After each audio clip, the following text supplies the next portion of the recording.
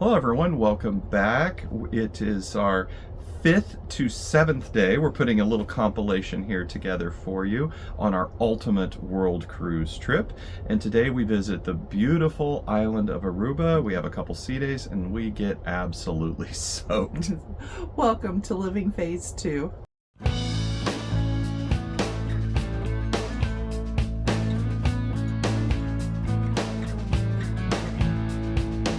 Hi, I'm Mike. And I'm Nancy, and we're empty nesters striving to live life to the fullest. And now we're living that life to the fullest on Royal Caribbean's ultimate world We cruise. sure are. So follow along on the next 9 months that we're on here. And today is our day 5 to 7 of 274 days. And we have a couple sea days today, and we visit the beautiful island of Aruba. Thanks again for coming along with us. So we started off with, as we said, a couple sea days, and those are relaxing for us. It gives us a chance to catch up. We're really finding as we stop in ports, these sea days really are important. We know later, especially in Europe, we're going to have a stretch of 18 days in a row with no sea days. So we are finding that we really do enjoy our sea days. We do. I get up and I go to the morning stretch, and we just kind of have our little routine of getting breakfast and enjoying walking, time exercising, and making enjoying our time at the pool as well, and enjoying time with the friends that we've made here on board. That's right. And also Royal Caribbean has done a lot in the way of engagement. So they're bringing on all kinds of speakers. In our last video, you probably saw that they brought on Jessica Nabungo, the first black woman to visit all 198 countries in the world. 98, right? And or 92.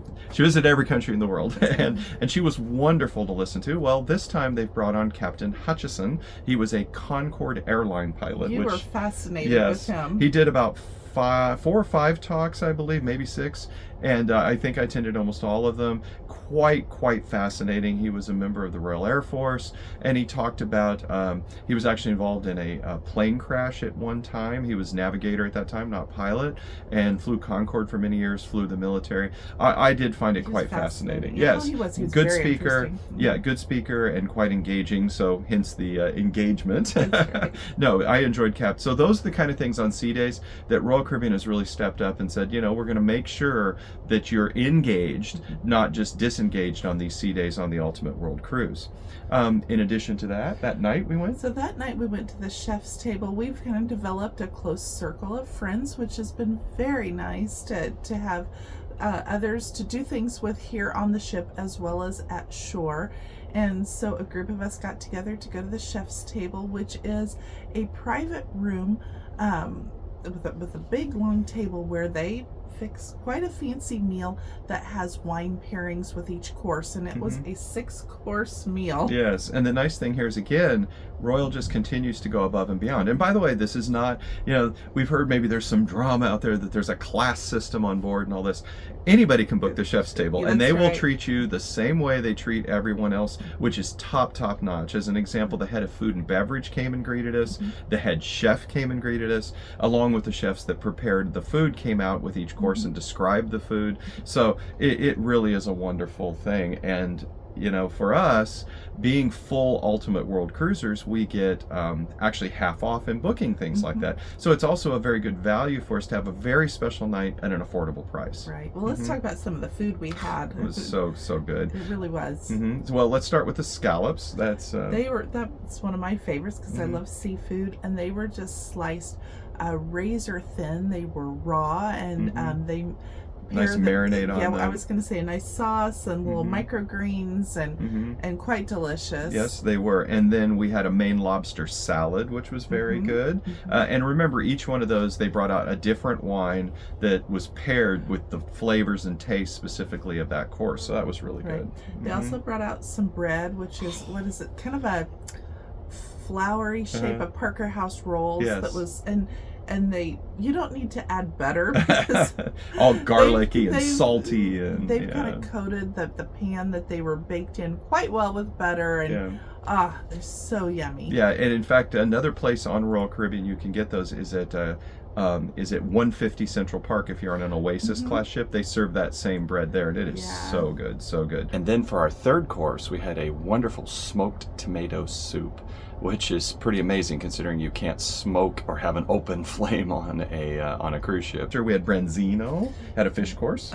That's lots of fish. Kind of have a theme here, Yeah, but that was really good. Yeah, until we got to the next course, which was the steak course, filet mignon, with a nice sauce poured with it. And again, everything was very elegantly done. The service was exceptional, and the filet was perfectly done. Paired with a nice red wine to go with that. Yep. And then there's a lot of laughing, and we won't necessarily show you everything that went on. Like they say, what happens at the chef's table stays at the chef's table. After you've had a few glasses of wine, that's right. But people then loosen up a little bit. That's right. But your favorite part was the dessert. Oh, okay. The dessert. If you've been on one of the Icon class ships that have Wonderland, Oasis class. Class. That's right. Oasis class ships that have the Wonderland, which is a specialty restaurant. You know that they have the chocolate spheres, and they're quite a large sphere.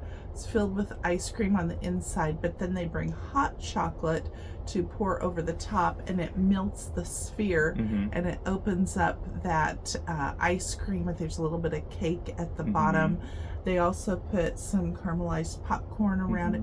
I mean, you can't eat it all. It's just too rich and too sweet, but it really is good, and it's quite just fun to watch. It's a fun dessert. They paired that with an espresso martini, which was quite delicious. Yeah, so the chef's table is a wonderful experience. If you get a chance, and really any Royal Caribbean ship will do a chef's table, from Grandeur the Seas, the smallest, to all the way up to the Oasis class. You can always get with specialty dining, and they will put together a chef's table. And honestly, it's just a wonderful experience. So then that night after the chef's table, we saw Simeon, and he's just perennial on Royal Caribbean. He had a late night show, the late night adult comedy show. At the beginning of our cruise, our stateroom had a nightly view of the sunset. On the way back, the captain decided to change directions.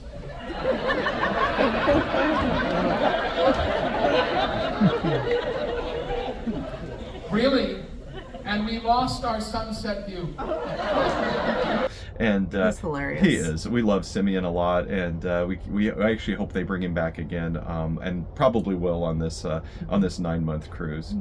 Well, the next day we went to Aruba, and we started out the day by going for a walk and seeing the shops. And yeah, it's, unfortunately we were there fairly early in the morning, and I think we were there on a Sunday, so it was a lot of the shops weren't open yet. But it was nice to be able to see things a little quieter. You could tell it's going to be very touristy when it's all open. Yes. But we did get a little overview of the city before our snorkeling trip, and that was nice to stretch our legs in the morning, get a mile or two of walking in before we went snorkeling. Right. And we headed back and got changed for snorkeling. Yeah, and when they took us out on a catamaran, we went to 3 different sites. There was at the first one a shipwreck. It was quite deep, though. It was a little hard to see. I would say overall, the snorkeling was just average. I'm sure there's better place on Aruba. I don't want to judge the whole island by that. The crew was fine. They were friendly, but the snorkeling was extremely average. Like Nancy said, the ship was probably a good 20-25 feet deep.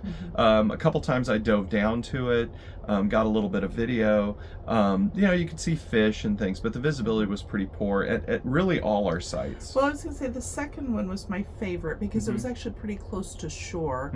So there was a lot more marine life there, and so that for me was very pretty to see. Yeah, and it wasn't as rough, and the visibility was a little better. And then the last site, again, a little close to shore, but not as much marine life. And again, just kind of an average snorkeling trip. But then as we started heading back in, that's when the blessing of Aruba happened. Aruba is a desert, really. And so they love to have rain when they can get it. And boy did it rain. It poured rain. All the way on our catamaran. It poured on us all the way back. It poured once we were there. And really their streets, everything are not designed, you can see here, are not designed for rain. And we were walking through, half up our shin deep in water. But honestly, hey, we were snorkeling. We were and- already wet. I mean, and it was a warm rain. Yeah. So you weren't out there just freezing. right. So, again, this is what travel and adventure is all about, right? You have to be prepared for these kind of things. However, there was a little hiccup. Somehow the catamaran operator didn't communicate with the bus operator to take us back to the ship, and so we stood out in that rain. 45 minutes just standing there. Yeah. That wasn't fun. No, but- it wasn't, and the bus driver was very apologetic when he came in, and nobody called me, and so again, very friendly, and we made it back to the ship fine. It just gave us a story to tell. That's right. You always look for the bright side of everything. Yeah. When we got back to the ship, it was really neat to see Royal Caribbean on the side has put Ultimate World Cruise, and that's Yep. kind of cool to Yeah. see that when you come back to your home. Yeah, exactly. So if you're watching us from around the world and our ship is coming into port, it's us, because You wave at us. you'll see Ultimate World Cruise written in a big banner on the side of the ship. Then we got changed, got cleaned up, and decided to go into town for dinner versus eating on the ship. Right, so we did a little bit more walking and in the town port area, and went to a restaurant called Lucy's where Yeah. we were able to eat outside. And Yeah. I did not let you do the scorpion shot. No, they have No. they have a thing where you can eat a scorpion in No. a shot. No, I skipped on it. It was funny when we started this. You're a good adventurous eater. You said, but there's one thing I won't eat: a scorpion. And the very first restaurant we go to said, off the ship I would has eat scorpions. I would eat a fried grasshopper or a fried cricket or something, but scorpions have poison. No way. Yeah. No. But the dinner at Lucy's was, I would call it good. Maybe 3 out of 5 stars. I mean, there was nothing wrong with it. It was you had a coconut shrimp that was Yeah, I good. thought had that a was burger. quite good, but- Yeah, but I call the views 5 stars. It really was. Yeah, that you can watch the sunset. We could see our ship. It was, you sit out on a patio. It's really worth it for the views to sit. And if nothing else, go and have a drink at Lucy. You had a cute drink I called did. a shark attack. Yeah, and so I this is actually, they bring it out and he brings a drink, and I looked at it and it was like, 2/3 full, and I thought, oh man, it's like they're kind of ripping me off. I'm not getting the full drink.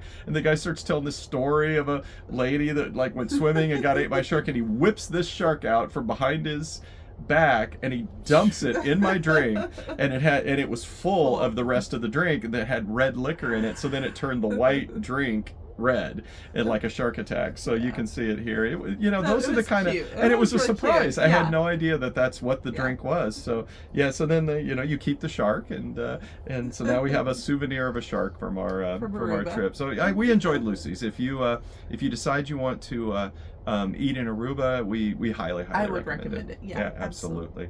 Then after Lucy's, we just went for a walk. The sun had gone down, and walked through the downtown area, and of course we had to walk to the obligatory "I love Aruba" sign. Right. Yep. Oh, trademark Aruba. Registered trademark Aruba. And so we got a picture in front of the sign. It's about a block from the cruise port. It's a very easy walk. So you can go down. There's lots of people down there taking pictures, and you can see that here. And then we headed back to the ship. And when we got back to the ship, they had some Aruba entertainers. You're right. They had some dancers from Aruba that had traditional dancewear on, that they were out at the poolside, and that was cool to see.